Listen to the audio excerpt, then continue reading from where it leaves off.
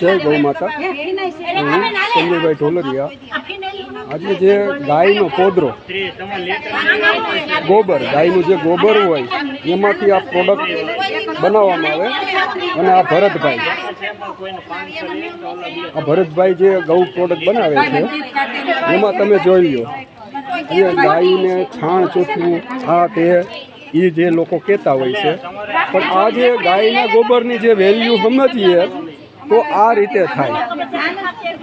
આપણી જ ઘરે હમણાં ગોબર હોય તો એની વેલ્યુ ન થાય, એને આવી રીતે મઢી અને જ્યારે બનાવવામાં આવે તો આવી રીતે જે છે બેનો જે લેવા કરે છે તો આવી રીતે આ લેવા લોકો આવે।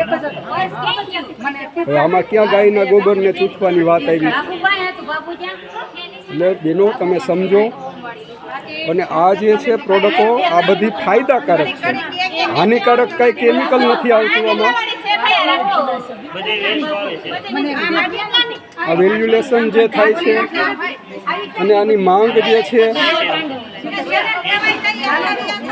સમજો, જાણો અને આવું કરો। જય ગૌ માતા।